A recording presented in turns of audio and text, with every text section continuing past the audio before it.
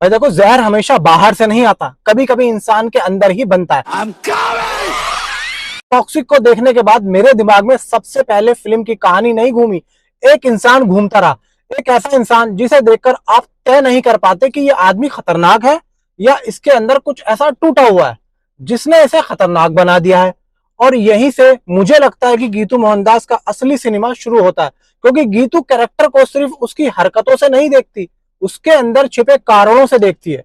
यही वजह है कि टॉक्सिक मेरे लिए सिर्फ क्राइम या गैंगस्टर की कहानी नहीं है, ये उस साइकोलॉजी की कहानी है जहां इंसान अपनी हिंसा को हथियार नहीं, अपनी आइडेंटिटी बनाता है।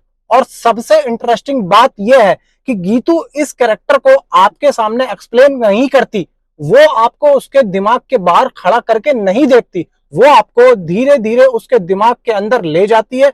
एक पॉइंट पर आपको लगता है कि आप उसे समझ रहे हैं, और अगले ही मोमेंट आपको एहसास होता है कि शायद आप जिस आदमी को समझ रहे थे वो असल में आपको ही मैनिपुलेट कर रहा था। यही टॉक्सिक की साइकोलॉजिकल लेयर है, और यहीं पर यश की परफॉर्मेंस मेरे लिए सबसे ज्यादा इंटरेस्टिंग हो जाती है, क्योंकि यश यहाँ सिर्फ एंगर नहीं खेलते, वो सप्रेशन खेलते हैं। गुस्सा दिखाना आसान है, गुस्सा छुपाकर रखना बहुत ज्यादा मुश्किल है।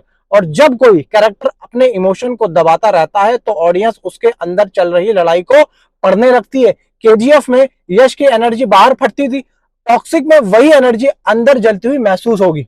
और मेरे लिए यही उनका सबसे बड़ा परफॉर्मेंस शिफ्ट है। यहाँ कई बार उनकी साइलेंस डायलॉग से ज्यादा लाउड हुई, उनकी आंखें सिर्फ सामने वाले को नहीं देखती, जैसे वो उसके डर को पढ़ रही हो। और जब कैरेक्टर दूसरे इंसान की कमजोरी पहचानने लगे, वहीं से पावर फिजिकल नहीं रहती, साइकोलॉजिकल हो जाती है। यही वजह है कि मुझे टॉक्सिक का सबसे इंटरेस्टिंग एस्पेक्ट इसका वायलेंस नहीं, वायलेंस के पीछे की साइकोलॉजी लगती है। अब वीएफएक्स और विजुअल्स को भी मैं इसी नजर से देखता हूँ। फिल्म का विजुअल वर्ल्ड सिर्फ ग्रैंड बनने के लिए नहीं है, मुझे इसमें एक ऐसा एटमॉस्फेयर महसूस होता है जिसमें ब्यूटी और डार्कनेस लगातार साथ में चल रही है।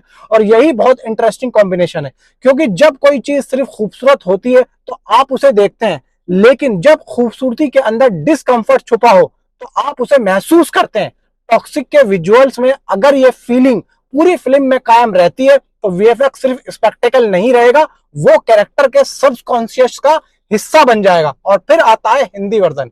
भाई यहां मुझे कुछ जगह ऐसा लगा कि यश की बॉडी लैंग्वेज जितना इमोशन दे रही है, हिंदी डायलॉग डिलीवरी हर बार उतनी ही इंटेंसिटी नहीं पकड़ पाती। लेकिन मेरे लिए सवाल डबिंग अच्छी है या खराब से बड़ा है, सवाल यह है कि उस कैरेक्टर की साइकोलॉजिकल आइडेंटिटी दूसरी भाषा में भी जिंदा रहती है, क्योंकि यश की आवाज सिर्फ आवाज नहीं है, उसकी पर्सनैलिटी का हिस्सा है। अगर हिंदी में वही डर, वही एरोगेंस, वही साइलेंस और वही थ्रेट बचा रहा तो लैंग्वेज बैरियर अपने आप टूट जाएगा। लेकिन आखिर में मेरे लिए टॉक्सिक का सबसे बड़ा एक्सपेरिमेंट यही है, गीतू मोहनदास ने एक मास सुपरस्टार को लिया है और उसके ऊपर सिर्फ एक कैरेक्टर नहीं चढ़ाया, उसकी सुपरस्टार इमेज के नीचे छिपे इंसान को खंगालने की कोशिश की है। और शायद यही सबसे डेंजरस चीज है, क्योंकि हीरो को बड़ा बनाना आसान है, हीरो को साइकोलॉजिकल कॉम्प्लिकेटेड बनाना उतना ही मुश्किल। अगर टॉक्सिक उस कॉम्प्लेक्सिटी को पूरी तरह पकड़ लेती है तो हम सिर्फ यश को स्क्रीन पर नहीं देखेंगे, हम एक ऐसे आदमी को देखेंगे जिसे समझने की कोशिश करते करते शायद हम खुद अनकंफर्टेबल हो जाएं। भाई देखो, मेरा जो है सेकंड हाफ स्टार्ट होने वाला, ये इंटरवल तक का रिव्यू था, इसके बाद मैं आप लोगों को पूरा रिव्यू दूंगा। बने रहे मेरे साथ में। Thanks for watching.